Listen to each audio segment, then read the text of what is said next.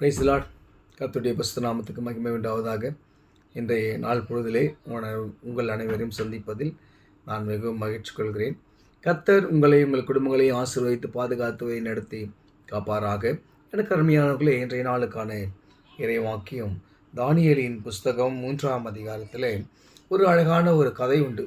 அதாவது நேபுகாத்நேச்சாருடைய சிலையை வணங்க வேண்டும். அவர் தான் ராஜா, அந்த தேசத்தினுடைய ராஜா. அவரை தான் வணங்கணும், வேறு யார் எந்த சாமியும் கூட வணங்கக்கூடாது, ராஜா தான் கடவுள்னு சொல்லிட்டாங்க. ஆனால் அங்கே ஒரு 3 வாலிப பிள்ளைகள், சாத்ராக், மேசக், ஆபேத்நேகோ என்பவங்க, ஆண்டவரை தவிர நாங்கள் ஒருவரையும் வணங்க மாட்டோம்னு சொல்லி அந்த இடத்துல சாட்சி கொடுக்குறாங்க. ராஜா கிட்ட கூட்டு போகிறாங்க. இது பண்ணிங்களா, என்னோடய சிலையை நீங்கள் வணங்கலையா அப்படின்னா நாங்கள் வணங்க மாட்டோம். ஏன்னு சொன்னால் உயிருள்ள தெய்வத்தை தவிர நாங்கள் வேறு யாரும் வணங்க மாட்டோம், அது ஆண்டவராக இயேசு கிறிஸ்துன்னு சொல்லிட்டு அவங்க சாட்சி கொடுக்குறாங்க. இன்றைய காலகட்டங்களில் நம்முடைய சபைகளில் நம்முடைய வாலிப பிள்ளைகள் எப்படி இருக்கிறாங்க, சற்று சிந்திக்க வேண்டிய ஒரு காரியம். ஏன்னு சொன்னால் வாலிப பிள்ளைகள் தான் எல்லா வருங்காலத்தில் எல்லாத்தையும் எல்லா ஊழியங்களையும் சரி, ஆலயத்திலையும் சரி, பொறுப்புகள் வரப்போது அந்த வாலிப பிள்ளைகள் தான். அந்த வாலிப பிராயத்தில் அவங்க கிறிஸ்துவுக்குள்ளாக வளரல, ஆண்டவருக்குள்ளாக வளராமல் மனம் போல் போக்கில் போயிட்டு செல்ஃபோன் யூஸ் பண்ணுறது, சர்ச்சிலே செல்ஃபோன் யூஸ் பண்ணுறது, பரிசுத்த அலங்காரத்துடனே கர்த்தரை தொழுது கொள்ளுங்கன்னு அழகான வசனம் உண்டு. அந்த வசனத்தையே மறந்தாச்சு. தங்கள் இஷ்டத்துக்கு ராமபோஜனம் எடுக்கிறப்போ நெக் பனியன் போட்டுன்னு வர்றது, ஜீன்ஸ் பேண்ட்டை போட்டுட்டு வர்றது இல்லையா. ஒரு பயபக்தி இல்லாமல் ஒரு ஜெனரேஷன் வந்துடுச்சு நம்மளுக்கு. ஆனால் இதெல்லாம் எப்படி மாறும்னு சொன்னால், பெற்றோர்களாகிய நீங்களும் போதிக்கிறாங்க பார்த்தியா, அந்த ஆலயங்களில் போதிக்கிறாங்க.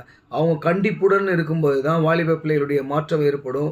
ஜெபம் முக்கியமாக முழங்கால் படிட்டு, ஒவ்வொரு வாலிப பிள்ளைகளுக்காக நாம் முழங்கால் படிட்டு ஜெபம் பண்ணணும். நம்முடைய வாலிப பிள்ளைகள் வாலிப குழுக்கு வந்தால் மட்டும் போதுன்னு இருக்கக்கூடாது. இல்லை ஆர்எஸ் ஃபெஸ்டிவலுக்கோ, இல்லை மிஷன் ஃபெஸ்டிவல்ஸ்க்கோ, இல்லை விபிஎஸ்க்கோ, சண்டே கிளாஸ்க்கோ இப்படி வாலிப பிள்ளைகளை வாலண்டரியாகவே பயன்படுத்திட்டு அப்படியே சர்ச்சை விட்டு வெளியில் அமைச்சிடக்கூடாது. அப்படி பண்ணக்கூடாது. அவங்க தான் முதன்மையான இடத்துல உட்காரணும்.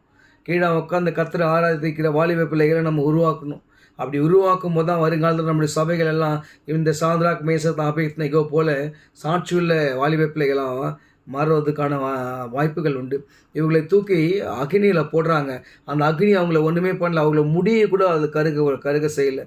ஆச்சரிய ராஜாவுக்கு திரும்ப அந்த அக்னியிலேருந்து எடுக்க சொல்கிறாங்க. வெளியில் உயிருள்ளவர்களாக வராங்க.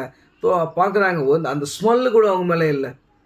கர்த்தர் இவ்வளோ பெரிய அற்புதத்தை செய்கிறாங்க. அவர் கர்த்தர் மேலே நம்ம நம்பிக்கையாக இருந்தோன்னு சொன்னால் நாம் எவ்வளோ ஆசீர்வாதமாக இருக்கிறோம், எவ்வளோ ஒரு பவர்ஃபுல்லாக இந்த சமுதாயத்தில் வளருன்றதுக்கு இது ஒரு பெரிய சாட்சி.